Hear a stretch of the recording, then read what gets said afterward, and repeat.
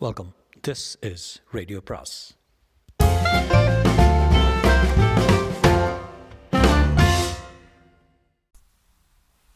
அனைவருக்கும் அன்பு வணக்கம். ராக்கி ரங்கராஜனின் கோஸ்ட் அத்தியாயம் 30. நவநீதனால் எதையும் நம்ப முடியவில்லை. அவனுக்கு தலை கிறுகிறுத்தது, புலன்கள் இருண்டன. 500 வருடங்களுக்கு முன்பு நான் பெத்தராமனாக இருந்தவனா? மேனேஜர் தியாகராஜ் என்னை கொலை செய்த தளபதியா? இந்த உருவமில்லாத அருவம் என் காதலி ருத்ரம்மாவா? ஜன்ம ஜன்மமாக ராமிநாயனியை நான் பழிதீர்த்து வந்திருக்கிறேனா? அபத்தம் அபத்தம் என்று அவனுக்குள் கடகடவென்று எண்ணங்கள் ஓடின. பயத்தை அடக்கி கொண்டு, என்ன ஆதாரம் நீ சொல்வதற்கெல்லாம் என்று உரத்த குரலில் அதனிடம் கேட்டான். அது பதில் சொல்லவில்லை. அதன் வாயின் ஓரங்களில் ஒரு இழிப்பு மட்டுமே புலப்பட்டது. பிறகு கரும்பலகையில் ஈரம் உலர்வது போல அவன் பார்த்து கொண்டிருக்கும் போதே அந்த உருவம் சிறிதாக மறைந்து கடைசியில் முழுவதும் இல்லாமற் போய்விட்டது. இறைந்து அவன் பேசியதால் வெளியறையில் படுத்திருந்த அவன் மனைவி சரளா திடுக்கிட்டு எழுந்தாள். ஏற்கனவே அவன் தூக்கம் இல்லாமல் ஏதேதோ புலம்புவதை அவள் கவனித்து கலவரம் அடைந்திருந்ததால் இப்போது இன்னும் கவலை அதிகம் ஏற்பட்டது. என்னங்க கூப்பிட்டீங்களான்னு என்று வினவியபடி உள்ளே வந்தாள். நவநீதன் கண்களை கசக்கிக் கொண்டான். நிலைப்படி அருகே நிற்கும் தம் மனைவியை பார்த்தவுடன் அவனுக்கு தான் பழையபடி ஆகிவிட்ட மாதிரி ஒரு உணர்வு ஏற்பட்டது. இப்படி வா என்று அவளை தன்னருகே அழைத்தான். அவன் கோபமாக கூப்பிடுகிறானா அல்லது வழக்கமான பிரியத்துடானா என்பதை தெரிந்து கொள்ள முடியாமல் சரளா தயங்கி வந்தாள். இப்படி படுத்துக்கோ. கட்டில் நகர்ந்து கொண்டான் நவநீதன். 2 நிமிடத்துக்கு முன் இதே இடத்தில் ஒரு பேய் உட்கார்ந்திருந்தது என்பதை எண்ணி பார்க்கையில் அவனுக்கு உடம்பு நடுங்கியது. அவள் படுத்து கொண்டதும் இறுக்கி அணைத்து கொண்டான். தன் குடும்பம், தன் மனைவி, தன் குழந்தை என்கிற பாசமெல்லாம் அவனுக்குள் பொங்கி பிரவகிப்பது போல் இருந்தது. என்னென்னவோ பைத்தியக்கரத்தனமான மனப்பிரமைகளிலிருந்து விளைவாக விபரீதமாக ஏதாவது செய்து இதையெல்லாம் இழந்து விடுவோமோ என்று தன்னுள் பயந்தான். அவனுக்குள் குமரிக்கொண்டிருக்கும் போராட்டங்களை அறியாதவளாக அவள் அவனுடைய நடுங்கும் முதுகை மெல்ல தடவிக்கொண்டே இருந்தாள். கொஞ்சம் கொஞ்சமாக அவனும் நிதானம் அடைந்து தூங்கி போனான். கண் விழித்த போது சுள் என்று வெயில் வீசிக்கொண்டிருந்தது. ஜன்னல் வழியே கையில் சுட சுட காஃபியும் இதழில் குளிர புன்னகையுமாக உள்ளே வந்தாள் சரளா. அவன் கழுத்தை அணைத்து கொண்டு கொஞ்சலாக காஃபியை கொடுத்தாள். படுத்தபடியே அவன் உறிஞ்சி கொண்டிருக்கையில், ராத்திரியெல்லாம் என்னவோ போல் இருந்தீங்களே, இன்றைக்கி லீவ் போட்டு வீட்டில் இருங்களேன் என்றாள். பளீர் என்ற பகல் வெளிச்சத்தினாலும் இதமாக உள்ளே இறங்கிய காஃபி ஆனாலும் அவனுக்கு தெம்பு ஏற்பட்டிருந்தது. ஆதாரம் இல்லாமல் ஏதோ ஒன்றுக்கு பயந்து கொண்டு வீட்டில் ஒளிந்து கொள்வது கோழைத்தனமாகவும் அவனுக்கு தோன்றியது. இல்லை, நான் இன்றைக்கி கட்டாயம் ஆஃபீஸ் போய வேண்டும் என்று சொன்னவன் உற்சாகமாக போர்வை உதறிக்கொண்டு எழுந்தான். உற்சாகமாகவே ஷேவ் செய்து குளித்து சுவாமி படத்தின் முன்னால் கும்பிடு போட்டு வலுக்கட்டாயமாக உல்லாசத்துடன் அலுவலகத்தை அடைந்தான். ஆனால் எந்த நிமிடம் தன் நாற்காலில் உட்கார்ந்தானோ அந்த நிமிடமே தன்னுள் நேற்றைய பீதி பரவுவதை உணர்ந்தான். மேஜைக்கு எதிரே விசிட்டர்களுக்கான நாற்காலி ஒன்று காலியாக இருந்தது. இப்போது அங்கே மசமசமென்று யாரோ உட்கார்ந்திருப்பது போல தோன்றியது. பயத்துடன் கண்ணை துடைத்து கொண்டு மறுபடி பார்த்தான். அதே உருவம், அதே சிரிப்பு. இன்னும் கொஞ்ச நேரத்தில் உன் ஜன்ம பகைவனை பார்க்க போகிற ராமிநாயனியை என்று அது சொல்வது அவன் காதில் விழுந்தது. உடனே அச்சத்துடன் சுற்றுமுற்றும் பார்த்து கொண்டான் அவன். ஆனால் வேறு யாரும் அதை கவனித்ததாக தெரியவில்லை. அவரவர் வேலையை கவனித்துக் கொண்டிருந்தார்கள். போயிடு, இங்கே வராத, என் முன்னால் நிற்காத, போயிடு என்று சத்தத்தை அடக்கி கொண்டு கத்தினான் அவன். சூழ்நிலையை பற்றிய உணர்வு இருந்ததால் மற்றவருக்கு கேட்காத வண்ணம் ஜாக்கிரதையாக இருந்தார். அது ஒன்றும் சொல்லவில்லை, பேசாமல் அவனையே பார்த்து சிரித்து கொண்டிருந்தது. அவன் தன் மேஜையில் உள்ள ஃபைல்களில் கவனம் செலுத்த பார்த்தான். முடியவில்லை. அது அவனுடைய ஒவ்வொரு அசைவையும் கூர்ந்து நோக்கியவாறு இருந்தது. சில நிமிடங்களில் பியூன் வந்து, மேனேஜர் உங்களை வர சொன்னார் சார் என்றான். அவனுக்கு குப்பென்று வியர்த்தது. இன்று பூரா அவர் முகத்தில் விழிக்காமல் இருக்க வேண்டும் என்று நினைத்திருந்தானே, அது முடியாதா? நான் என்ன சொன்னேன்? உன்னால் தவிர்க்க முடியாது நவநீதன், தவிர்க்க முடியாது என்று அது கொக்கரிப்பது கேட்டது. மெதுவை எழுந்து மேனேஜரின் அறையை நோக்கி நடந்தான். கூட யாரும் வராதிருந்த போதிலும் பக்கத்திலேயே காலடி ஓசை மட்டும் கேட்டுக்கொண்டிருந்தது. அவன் தோள் மீது யாரோ கையை போட்டுக்கொண்டு கூடவே நடந்து வருகிற மாதிரி இருந்தது. வா நவநீதன் என்று இனிமையாக வரவேற்ற மேனேஜர் தியாகராஜை ஏறிட்டு பார்க்கவே அவன் நடுங்கினான். அவனை நல்லா பார்த்துக்கொள், தெரியல, ராமிநாயனி உன் பகைவன், ஜன்ம விரோதி என்ற அந்த குரல் அவனுக்கு வெகு சமீபத்தில் கேட்டது. நிமிர்ந்து நோக்கினான். பழக்கமான மேனேஜரின் முகத்துக்கு பதில் அவன் முன்பின் பார்த்திராத விசித்திரமான முகம் ஒன்று தெரிகிறார் போல் இருந்தது. உற்று பார்த்தபோது அது இந்த காலத்தா ஆக இல்லாமல் சரித்திர கதைகளுக்கு படத்தை பார்க்கிற மாதிரி இருந்தது. எல்லாம் எப்படி பார்க்குற என்றார் தியாகராஜ். ஒன்றுமில்லை என்று அவன் மிடர் விழுங்கினான். ஒரு சொந்த வேலை, அதுக்காக தான் கூப்பிட்டேன் என்றார் தியாகராஜ். தன் பிரீஃப் கேஸை திறந்து ஒரு புத்தகத்தை எடுத்தார். அட்டையிலிருந்து ஒரு பாக்கெட் புக், ஆங்கில நாவல் என்று தெரிந்தது. சேஸ் எழுதியது என்பதையும் கவனித்தான். என்ன விஷயம் தெரியுமா என்று சிரித்தபடி புத்தகத்தை காட்டினார். பின்புறம் அட்டையும் இல்லை, பல பக்கங்களும் இல்லை. தெரியாதனமா இதை படிக்க ஆரம்பிச்சிட்டேன். தயவு பண்ணி நீ என்ன பண்ணுகிறாய் என்றால் இதை ஒரு காகிதத்தில் குறிச்சிக்கோ என்றார் தியாகராஜ். பிறகு தானே தன் டெஸ்க் நோட்டிலிருந்து ஒரு தாளை கிழித்து புத்தகத்தின் பெயரை எழுதி தந்தான். கேஷியரிடம் சஸ்பென்ஸில் பணம் வாங்கிட்டு மூர் மார்க்கெட்டு போ, பழைய புத்தக கடையில் கட்டாயம் கிடைக்கும். ஒரு புத்தகம் வாங்கிட்டு வந்துடு. என்ன ஃபியூன் அனுப்புனா தெரியலன்னு வந்துடுவான், அதனால தான் ஒன்று அனுப்புகிறேன். உனக்கு ஒன்றும் சிரமம் இல்லையே? நவநீதத்தின் குழப்பத்திலிருந்து விடுபட்டேன். நோ ப்ராப்ளம் சார், வாங்கிட்டு வரேன் என்று கூறி அவர் முகத்தை பார்த்தான். இப்போது எவ்வித வித்தியாசமும் தெரியாமல் தியாகராஜின் முகம் தியாகராஜின் முகமாகவே தோற்றமளித்தது. கேஷியரிடம் பணம் வாங்கி கொண்டு பஸ் பிடித்து சென்ட்ரலில் இறங்கி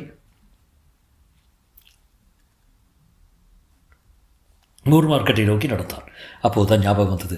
அது கொஞ்ச நேரமாக தன்னை விட்டு வைத்திருந்தது என்பது. ஆறுதலுடன் பெருமூச்சு விட்டான். நேற்றிலிருந்து நடப்பது எல்லாமே பிரமையாக இருந்துவிடக்கூடாது என்று கூட அவன் உள்ளம் வேண்டிக் கொண்டது. சேஸ் நாவலாகையால் விசாரித்த முதல் கடையிலேயே அவன் தேடியது கிடைத்துவிட்டது. பேரம் பண்ணி புத்தகத்தை வாங்கி கொண்டான். நீண்ட கருங்கல் தாழ்வாரத்தில் நடக்கையில் இன்னும் கூட அதை காணோம் என்று மகிழ்ந்து கொண்டான். அப்படி மகிழ்ந்த அதே வினாடி, பார்த்தியா கடைசியில் எல்லாம் விதிப்படியாக நடக்குது, இல்லாவிட்டால் இந்த இடத்துக்கு உன்னை அனுப்புவானா ராமி நாயினே என்று அவன் முதுகின் பின்னே இருந்து குரல் கேட்டது. அதன் குரல். அவன் திகிலுடன் மௌனமாக நடந்தான். இப்படியே வலப்பக்கம் திரும்ப, அங்கே தான் உனக்கு வேண்டிய கடை இருக்குது என்றது அது. மாட்டேன், நீ சொல்கிறபடி செய்ய மாட்டேன் என்று சொன்ன போதிலும் அதன் ஆணையின்படியே வலப்பக்கம் திரும்பினான். அதோ பார் கடை என்று கூறியது அது.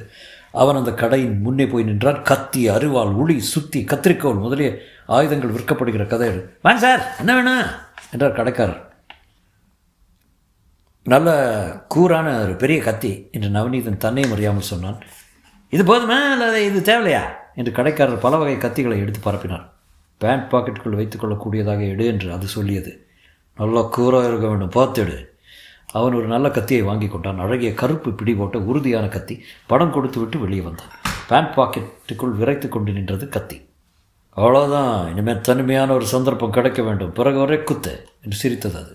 கனவில் நடப்பவனைப் போல அவன் வாய் பேசாமல் ஆஃபீஸை அடைந்தான். மேனேஜரிடம் புத்தகத்தை கொடுத்தான்.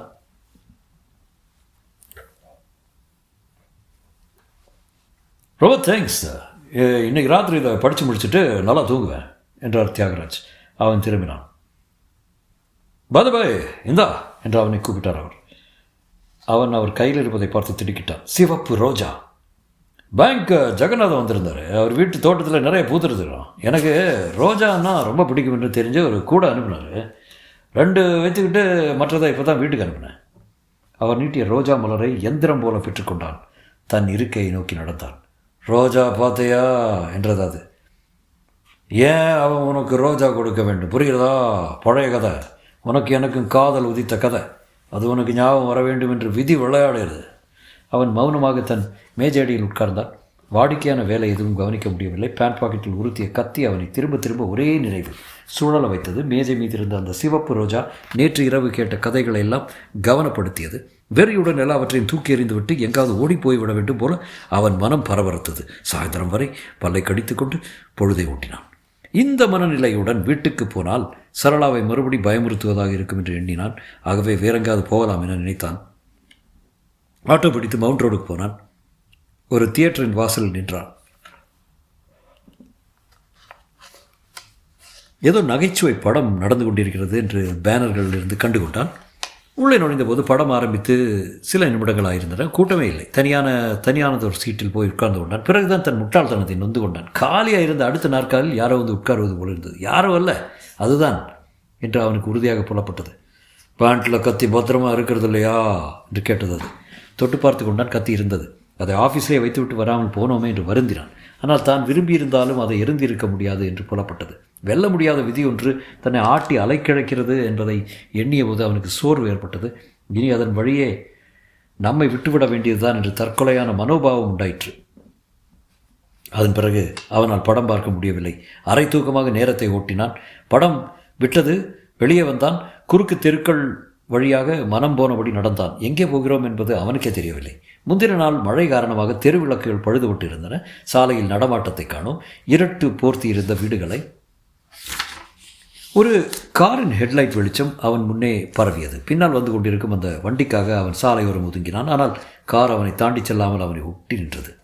ஹலோ நவநீதன் என்று தியாகராஜ் காருக்குள் இருந்து கூப்பிட்டார். அந்த குரலை கேட்டதுமே தலை தெறிக்க ஓடிவிட வேண்டும் போல் இருந்தது அவனுக்கு. ஆனால் இரும்பு குண்டு கட்டினார் போல் கால்கள் அங்கேயே நிலைத்தின்றன. முன்பக்கத்து கதவை திறந்து, ஏறுகா உன் வீட்டில் ட்ராப் பண்ணிடுறேன் என்றார். வேண்டாம் என்று சொல்ல நினைத்தான். தொண்டை அடைத்து கொண்டது. தன்னை அறியாமல் ஏறிக்கொண்டான்.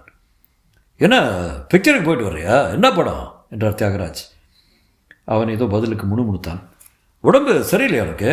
பின்ன ஏன் இவ்வளவு தூரம் வர்ற என்றார். அவனுக்கு அவர் பேச்சில் கவனம் செல்லவில்லை. பின்னால் இருந்து தன் தோளை அது மெல்ல தட்டுவதை உணர்ந்தான். உனக்கு கஷ்டம் இல்லாமல் அவனாவே வந்து உன் வலையில் விழுந்துட்டான் பார் என்றது அது. மேலும் மேலும் இருட்டான மேலும் தனிமையான சாலைகள் நீண்டு கொண்டே இருந்தன. அது தொடர்ந்தது. அருமையான சந்தர்ப்பம். எடுகத்திய வெளியே கழுத்தின் பின்னால் ஒரே குத்து, யாருக்கும் தெரியாமல், எந்தவித சாட்சியமும் இல்லாமல் நீ நழுவிடலாம். கத்தியை எடுத்து தயாராக வச்சுக்கோ. கத்தியை பேண்ட் பாக்கெட்டிலிருந்து எடுத்தான். அவன் கழுத்தின் பின்புறம் நீட்டிக்கொண்டான். வண்டியை நிறுத்தச் சொல்லு. நிறுத்தியதும் ஒரே குத்து என்றது அது. வண்டியை நிறுத்துங்க சார் என்றான். தியாகராஜ் வைப்படு. இங்கே அவன் வீடு என்று காரை நிறுத்தினான். சரியான நேரம். ஆகட்டும் என்றது அது. ஒரே குத்து. அவன் கத்தியின் பிடியை இறுக்கமாக பிடித்தான். பிடித்த அந்த கணமே அவனுக்குள் ஒரு மின்வெட்டு பளிரடித்தது. அத்தியாயம் 31. கத்தியின் பிடியில் இறுக்கமாக கை வைத்த அந்த கணமை நவநீதனுக்குள் என்னவோ நிகழ்ந்தது. உள்ளே இருதயத்தில் ஏற்பட்ட மாறுதலா அல்லது தேகத்துக்கு ஏதேனும் நிகழ்ந்திருக்கிறதா என்று அவனால் கண்டுபிடிக்க முடியவில்லை. ஆனால் அன்று புது மேனேஜர் தியாகராஜ் புது மேனேஜராக வந்த அந்த முதல் நாள் இலிருந்து தன் மனத்தில் இருந்து வந்த கொலை வெறி திடீரென்று அகன்று விட்ட மாதிரி இருந்தது. தான் பழைய நவநீதனாக மார்க்கெட்டுக்கும் ஆஃபீஸுக்கும் மின்சார ரயிலுக்கும் பஸ்ஸுக்கும் போய் வருகிற சராசரி மாம்பலத்து மனிதனாக மாறிவிட்டது அவனுக்கு தெரிந்தது. தியாகராஜ் காரை நிறுத்திவிட்டு, என்ன யோசனை நவநீதன்? இங்கே தானே இறங்க வேண்டும்னா அல்லது வேற எங்கேயாவது இறங்கிக் கொள்ளுமா என்று கேட்டார். அவருடைய கழுத்தின் பின்னே பிடித்திருந்த கத்தியை அவருக்கு தெரியாமலேயே அகற்றி கொண்டான். அவன் மாபெரும் கொலைபாதகத்திலிருந்து தப்பிவிட்ட நிம்மதியை அவன் தொண்டையை தழுதழுக்க செய்தது. ஆமாம் சார், இங்கே தான் இறங்கிக் கொள்ளணும். ரொம்ப தேங்க்ஸ் சார் என்று மனப்பூர்வமாக சொல்லிவிட்டு காரிலிருந்து இறங்கிக் கொண்டான். குட் நைட் என்று கூறிவிட்டு தியாகராஜ் போய்விட்டார். இறங்கிக் கொண்ட இடத்துக்கும் அவனுடைய வீட்டுக்கும் நீண்ட தூரம் இருந்தது. ஆனால் நடையின் சிரமம் கொஞ்சம் கூட தெரியாத வண்ணம் அவன் மனம் லேசாகவும் உல்லாசமாகவும் ஆகியிருந்தது. நடந்ததெல்லாம் கனவா உண்மையா என்று யோசித்தபடியே மீண்டும் மீண்டும் கடவுளுக்கு நன்றி செலுத்தி கொண்டு வீட்டை அடைந்தான். கவலையே வடிவாக அவனுக்கு காத்திருந்தாள் சரளா. அவள் தோளில் குழந்தை தூங்கிக் கொண்டிருந்தது. இவர்களெல்லாம் எப்படி நட்டாற்றில் விடவிருந்தோம் என்பதை நினைக்கையிலேயே அவன் இதயம் வெடித்து விடும் போல் இருந்தது. உணர்ச்சிகளை அடக்க மாட்டாதவனாக சரள் என்று மனைவியை அணைத்து கொண்டு விம்மினான். என்ன நினைந்தது என்று அவள் பதைத்தாள். ஒன்றுமில்லை என்று அவன் சிரித்தான். பல நாட்களாக மறந்தே போய்விட்ட ஒரு சிரிப்பு. சாப்பாட்டையும் சமையலறை வேலைகளையும் முடித்துக்கொண்டு சரளா படுக்க வந்து தூங்கியும் போய்விட்டால் நவநீதனுக்கு தூக்கம் வரவில்லை. எந்த அதிசயத்தினால் தான் கொள்ளவிருந்த அபாயம் விலகியது என்பதை யோசித்த வண்ணம் விழித்து கொண்டிருந்தான். மணி 1:30 இருக்கும். சுற்றுப்புறம் முற்றும் நிசப்தமாகிவிட்ட சமயம் அவன் அறைக்குள் மட்டும் ஏதோ சலனம் கேட்டது. 0 வாட் விளக்கு படக்கென்று அணைந்து துடிக்க சாத்தியிருந்த ஜன்னல் மெல்ல திறந்து கொள்ள அந்த புகை உருவம் அவனை நோக்கி அவன் படுத்திருந்த கட்டிலை நோக்கி வருகிற மாதிரி இருந்தது. நவநீதனுக்கு படபடப்பு ஏற்பட்டதை தவிர பீதி ஏற்படவில்லை. மனத்தில் தைரியமும் தெளிவும் நிறைந்திருந்தது. தூங்கிக் கொண்டிருந்த மனைவிக்கு கேட்காதபடி தாழ்ந்த குரலில் போயிடு என்றான்.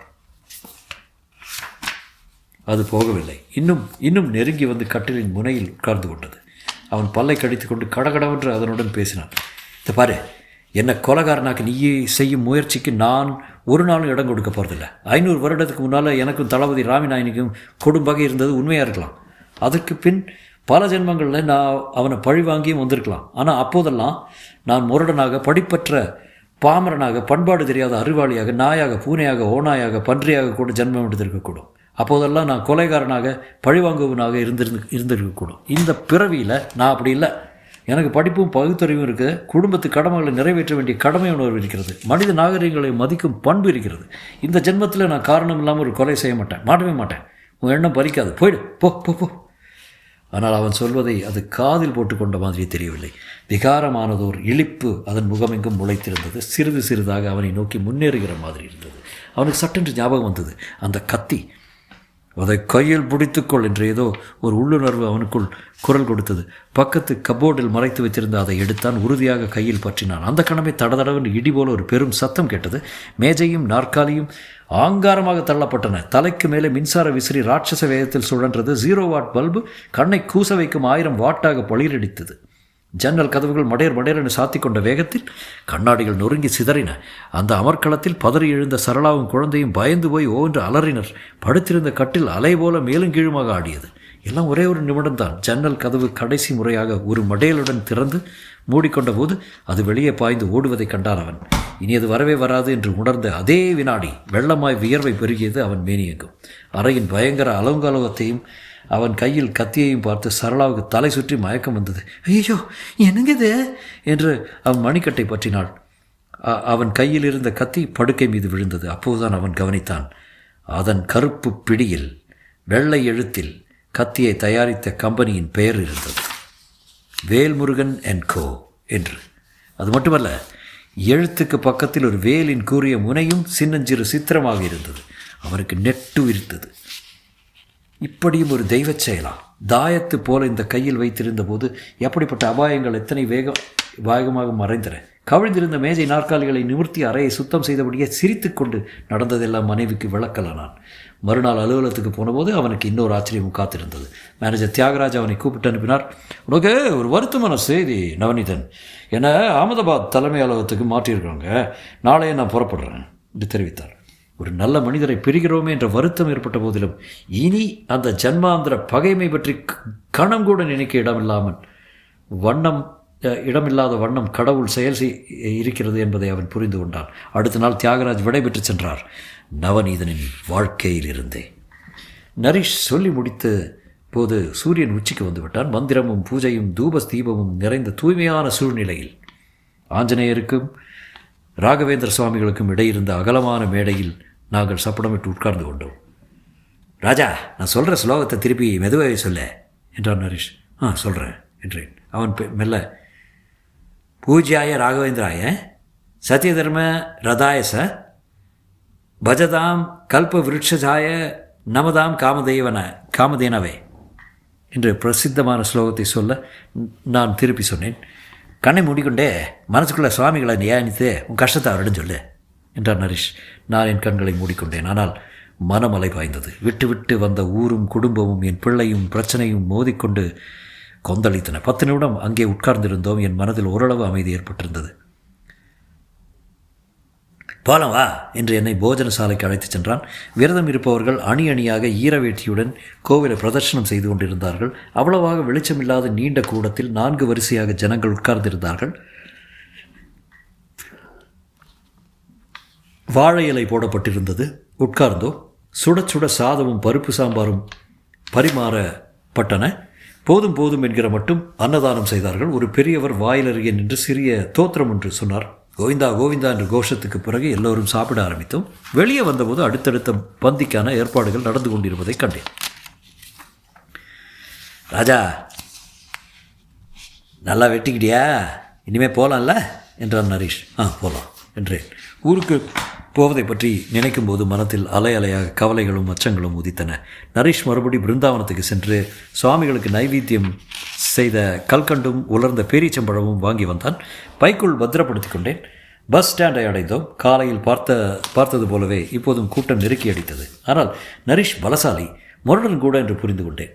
வந்து நின்ற பஸ்ஸுக்குள் தாவி ஏறி முண்டியடித்து உள்ளே புகுந்து தனக்கு இடம் பிடித்து எனக்கு பிடித்தான். ரைச்சூருக்கு பயணமானோம். கொஞ்சம் கொஞ்சமாக நான் என்னுள் மூழ்கி போனேன். நரீஷ் கேட்ட கேள்விகளுக்கு சரிவர பதில் சொல்லவில்லை. ரைச்சூரை அடைந்து ரயில்வே ஸ்டேஷனுக்கு சென்றோம்.